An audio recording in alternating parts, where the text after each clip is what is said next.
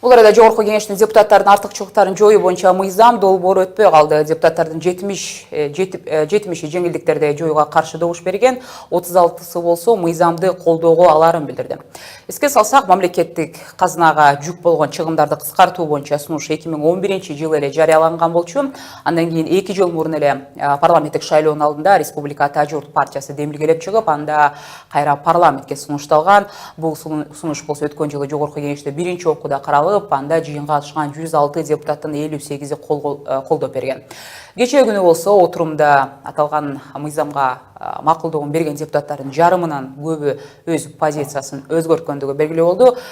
Депутаттар жеңилдиктерди алууну ишибизге зыянын тийгизет дешсе, активисттер парламентке эл жүгүн салбаган талапкерлер иштеши керек деген сындарын айтышууда.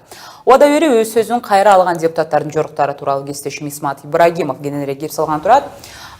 Исмат, кызматтык унаа, батир жана жеңилдиктер боюнча мыйзам долбоору депутаттардын элигинен өтпөй калды.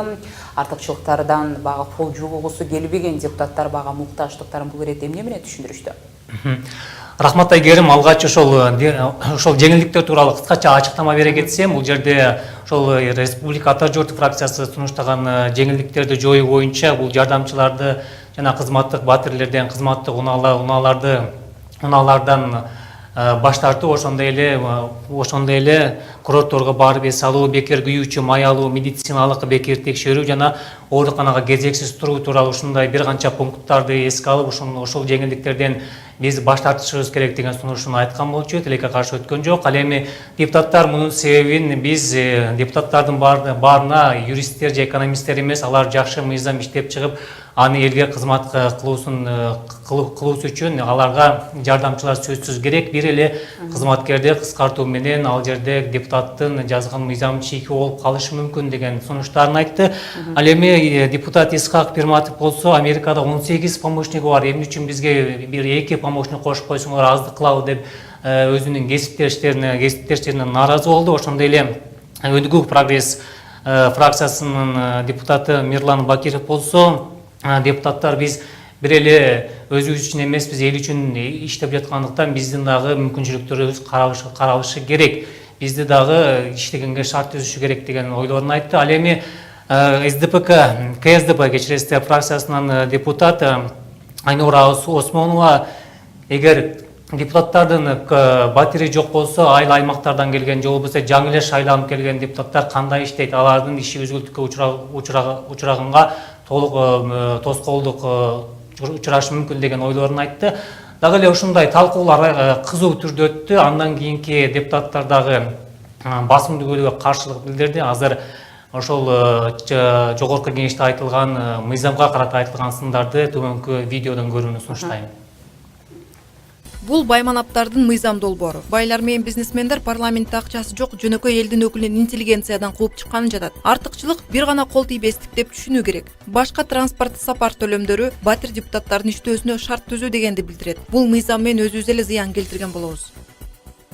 Биз бир жардамчыдан баш тарттык, бирок отчеттордон аксап калдык. Депутаттардын баары эле юрист эмес да, баары эле ишкер эмес. Башка тармактардан да келгендер да. Айлыгыбыз бирдей эле алар менен. Бул популисттик мыйзам. Депутаттар келет кетет. Эгер бул жерге үйү жок, унаасы жок, жөнөкөй жаран келип калса, ал парламентте иштегенден кыйналып калат. Бизден кийин келе турган депутаттарды да ойлошубуз керек. Сиздер өзүңүздөр эле жеңилдиктерден баш тарткансыздар. Эч ким мажбурлаган эмес. Биз мыйзам долбоорун гана сунуштаганбыз. Айтыңыздар, эмне муну менен жогорку кеңештин ишмердүүлүгү төмөндөп кеттиби? Керек болсо артыкчылыктарды кыскартуунун жыйынтыгында 2015-жылга салыштырмалуу 2016-жылы 60 миллион сомго үнөмдөөгө жетишкенбиз. Исмат, негизи жогоруда биз айтып өттүк, жеңилдиктер жуса артыкчылыктардан баш тартуу болушу эле парламенттик айрым чыгымдарды кыскартууга байланыштуу болчу деп. Бирок учурда ошол чыгымдар туурасында маалыматыңыз барбы? Мисалы ошол эле кандай эсептелген экен, бир жылдын ичиндеги баланча сом кетет деген сыяктуу маалыматтардан бөлүшсөңүз. Кыргызстан мамлекеттик казынасынан ошо жогорку кеңешке бөлүнөт каражаттардын жалпы суммасы, бир жылдык суммасы 800 миллион сомду түзөт экен. Аларга ошол 120 депутат болсо, ошол 120 депутаттын 240 жардамчысы бар экен. Ошондой эле бул каражаттардын 90% ошол депутаттарга кызмат кылган кызматкерлердин айлык акысы жана ошондой эле аларга кеткен чыгымдарга жумшалат экен. 12% болсо башка майда керектөөчүлөргө, кагаздарга жана жанагы кагазга байланыштуу жумуштарга жумшалат экен. Ошондой эле бүгүнкү күндө депутаттардын айлыгы тууралуу дагы бир катар сөздөр, сындар айтылууда. Депутаттардын айлыгы минималдык айлыгы 18 000, ал эми максималдуу айлыгы болсо 80 000ге чейин болот экен. Бул жерде эл өкүлдөрүнүн айлыгынын көбөйүүсү мамлекеттик чин, ошондой эле мамлекетке кызмат кылган эмгек тажрыйбасына карап дагы белгиленет экен. Буга чейин айтылган болчу, депутаттар бир жылга кеткен чыгымы 6 миллион сомго чейин чапчып келет деген сындарга депутаттар каршы сөздөрүн айткан. Себеби биздин бара турган ар бир шайлоочу менен жолуга турган сапарларыбызга дагы болушунча үнөмдөп каражатты жумшатабыз деген дагы ойлорун билдирген болчу. Бүгүнкү күндө кечиресиз Бишкекте ошол атайын депутаттар үчүн, башка аймактардан келген депутаттар үчүн 37 батир каралат экен. Алар жаңы келген же болбосо мүмкүнчүлүгү чектелген эл өкүлдөрүнө гана берилиши керек экен. Учурдагы сиз айтып жаткан 37 батир. Бирок ушул депутаттардын бул чечими шайлоочуларга берген убадасын дагы бир эске салгандай болду. Коомчулук кандай кабыл алууда? Элдин пикирине кызыгып көрдүңүзбү? Себеби дегенде бул жанагындай экинчи окуудан өтпөй калган мыйзам долбоору боюнча менимче берген сөздөр кайда кетти деген дагы пикирлерди окуп калдым эле. Биз билебиз, барыбызга эле белгилүү, шайлоо алдында бул маселе алгач 2011 жылы көтөрүлгөн болсо, кийинки 6-чакырылыштагы жогорку кеңешке шайлоо алдында 6 парламентке ат салышкан 6 партиянын 4-өөсү тең биз жеңилдиктерден баш тартабыз деп шайлоочуларга уадасын берген болчу. Бүгүнкү аракеттер анын тескери жыйынтыгын бергендей көрүнөт. Шайлоочулар жана элде коомчулуктагы бүгүнкү пикирге биз кызыгып көрдүк. Ал жерде бул шайлоо алдындагы элдин кызыкчылыгын алуу, өзүнүн эле максатын ишке ашыруудагы эл өкүлдөрүнүн иши деген сындарын айтышты. Биз депутаттарга болгон ишенимибиз дагы бир жолу төмөндөдү. Аларга болгон сый урматыбыз дагы убакыт өткөн сайын төмөндөп кетип атат деген сындарын айтышты. Андан кийин ошондой эле мындан кийинки аракеттеринде депутаттар элдер кандай болсо ошондой тамактанып бара турган жерлерге өз акчасы менен барышы керек деген ойлор менен бөлүштү. Азыр ушул шаардыктардын пикирлерине кыскача көңүл бурсак жакшы болот. Биз карапайым адамдар мынакей аз эле акчага көп жумуш аткарып, эптеп жашап келатабыз. Баш тартышына эми мен көп ишене албайм, баш тартпайт го деп ойлойбуз. Бүт эле карапайым калп эч бир депутатка ишениши жок азыркы күндө. Айтканын кылыш керек болчу. Жок, эми ошону канча жыл болду, эми араң иштеп атпай, убагында сразу иштеш керек болчу да. Жок, биринчи убада менен ошо менен туруш керек деп ойлойм да ошону. Аны кайра бир айт болуп анан башкаларына болбойт го дейм. Ооба. Негизи жок, ишенбейм. Ал элге сөз берген күндө деле ичара өстөр кылышы мүмкүн да. Өзүбүзгө иштеп аткан учурда ошол эле учурда биз кайра мисалы тамагыбызга, жол киребизге, бензинибизге чыгашалар чыгарып атабыз да. Ошол эле учурда эгер депутаттарды ала турган болсок, ошол мындай салыштыра турган болсок, аларга бензини да даяр, машинасы да даяр, үйү да даяр, баш тартыш керек го дейм, менин оюмча.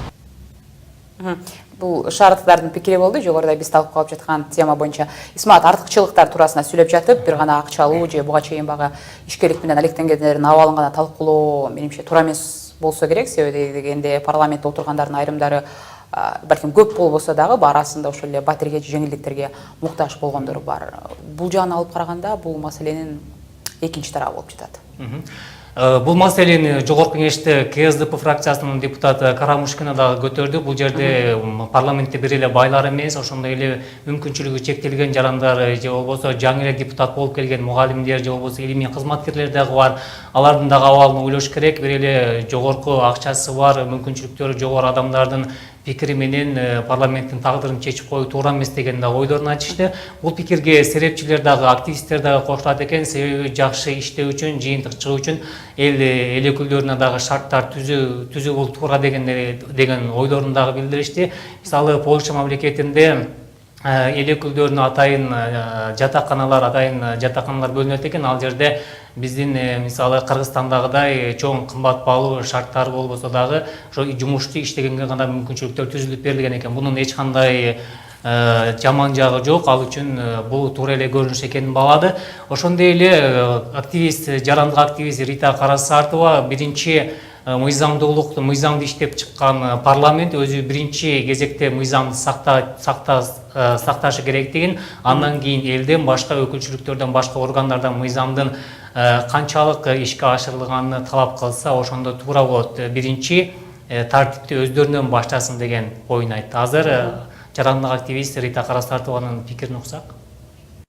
Бир топ мыйзамдуулуктарды биз өзүбүздөн, депутаттар өзүнөн, ар бир жеке инсан өзүнөн башталса, биз анда башка кишиден дагы мыйзамдуулукту талап кылганга укугубуз пайда болот да.